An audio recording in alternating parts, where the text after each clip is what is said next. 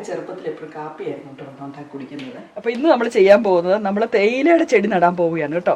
ഇതിലൊരു പൂവൊക്കെ ഉണ്ട്. അപ്പോൾ ഈ തേയിലയുടെ ചെടി ഞാൻ കഴിഞ്ഞ ദിവസം ഇത് മൈട്രിട്ടൺ മെഗ എന്ന് പറയുന്ന കടയിൽ ചെന്നപ്പം കണ്ടതാണ് ഈ ചെടി. അപ്പോൾ ഞാൻ ഓർത്ത് ഇതൊന്ന് കൊണ്ടുവന്ന് നട്ടു നോക്കാം. അപ്പോൾ നമുക്ക് വല്ലപ്പോഴും ഒക്കെ നമുക്കൊന്ന് ഗ്രീൻ ടീ ഒക്കെ കുടിക്കണം എന്ന് തോന്നുവാണെങ്കിൽ നമുക്കിത് ചെയ്യാം. ഇതിലൊരു ഫ്ലവറൊക്കെ ഉണ്ട്. ഞാൻ ഇന്ന് ഇത് നടാൻ പോകുന്നത് ഈ ചട്ടിക്കകത്താണ് കേട്ടോ. ഇതൊരു വലിയ ചട്ടിയാണ്, ഒരു 30-32 സെൻറ്റിമീറ്റർ ഡയമീറ്റർ ഉള്ള ഒരു ചട്ടിയാണിത്. ഇതിൻ്റെ അകത്ത് ഞാൻ നിറച്ചിരിക്കുന്നത് നിങ്ങൾ നോക്കുവാണെങ്കിൽ കാണാം. ഞാനിതിന് മുക്കാലും നിറച്ചിരിക്കുന്നത് ഈ കരിയില കൊണ്ടാണ് നിറച്ചിരിക്കുന്നത്. അപ്പം ബാക്കി ഭാഗം ഇതിൻ്റെ അകത്തേക്ക് ഇട്ട് കൊടുക്കാൻ പോകുന്നത് പോട്ടിംഗ് സോയിൽ. ഞാനിത് കമ്പോസ്റ്റൊക്കെ ഇട്ട് മിക്സ് ചെയ്ത് വെച്ചിരിക്കുന്ന പോട്ടിംഗ് സോയിലാണ്. അതിൻ്റെ കൂട്ടത്തിൽ നമുക്ക് കുറച്ച് ചാണകപ്പൊടിയോ അങ്ങനെ എന്തെങ്കിലുമൊക്കെ ഉണ്ടെങ്കിൽ അതൊക്കെ ഇട്ട് കൊടുക്കാം കേട്ടോ. അപ്പോൾ എപ്പോഴും നമ്മൾ ചെടിയെ എടുക്കുമ്പം ചെടിയുടെ വേരൊന്നും കളയാതിരിക്കാൻ വേണ്ടി നമുക്ക് ഇതുപോലെ ഒന്ന് അമർത്തി കൊടുക്കാം. ഇങ്ങനെ ഈ കരിയിലിട്ട് കൊടുക്കുന്ന എന്തിനാണെന്ന് ചോദിച്ചെങ്കിൽ അധികം തണുപ്പൊക്കെ വീട്ടിലിടാതിരിക്കാൻ വേണ്ടി, കുറച്ച് ചൂടൊക്കെ നിലനിൽക്കുമല്ലോ, അതിനുവേണ്ടിയാണ് ഈ കരിയിലയും ബാർക്കും ഒക്കെ ഈ ചെടികൾ നട്ട് കഴിയുമ്പം അതിൻ്റെ ചുവട്ടിലിട്ട് കൊടുക്കുക. എന്നാൽ അതിൻ്റെ തണ്ടോട് അധികം ചേർത്തിട്ട് കൊടുക്കരുത്. അതായെന്നാന്ന് ചോദിച്ചെങ്കിൽ എന്തെങ്കിലും ഉറുമ്പോ അങ്ങനെയൊക്കെ ഉണ്ടെങ്കിൽ ഇതിൻ്റെ തണ്ട് തിന്ന് കളയാൻ സാധ്യതയുണ്ട്. അപ്പോൾ അതിൻ്റെ തണ്ടിനോട് വളരെ ചേർത്തിട്ട് കൊടുക്കരുത്. ഞങ്ങൾ ചെറുപ്പത്തിൽ ചായ കുടിക്കുന്നത് ഹോമിയോ മരുന്ന് കുടിക്കുമ്പോൾ മാത്രമായിരുന്നു. അല്ലെങ്കിൽ നമ്മളെപ്പോഴും കുടിച്ചുകൊണ്ടിരുന്നത് കാപ്പിയായിരുന്നു കുടിച്ചുകൊണ്ടിരുന്നത്. നമ്മൾ കല്യാണം കഴിച്ച് മനീഷിൻ്റെ വീട്ടിൽ വന്നു കഴിഞ്ഞപ്പോഴാണ് ചായ കൂടുതലായിട്ട് കുടിക്കാൻ തുടങ്ങിയത്.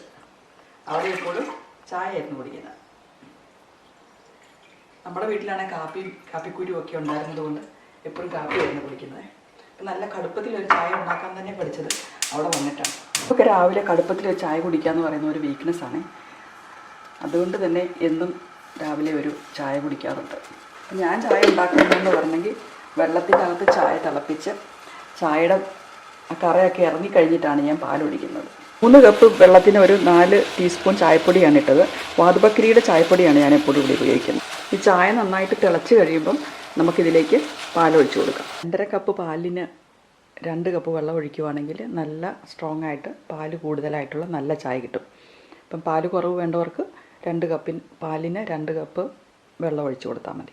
ചായക്കൊരു കുഴപ്പമുണ്ട്. നമ്മൾ 1 മിനിറ്റ് ഒരിടത്തേക്കെങ്കിലും മാറിപ്പോയെങ്കിൽ അന്നേരമായിരിക്കും ചായ തിളച്ച് കാണുന്നത്.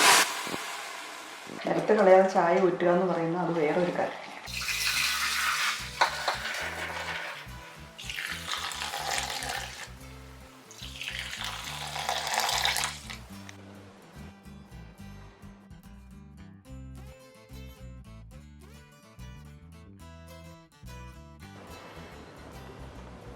Thank you.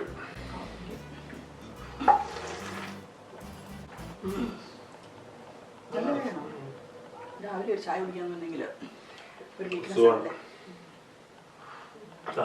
എനിക്ക് മുളക് ഒരു ചായ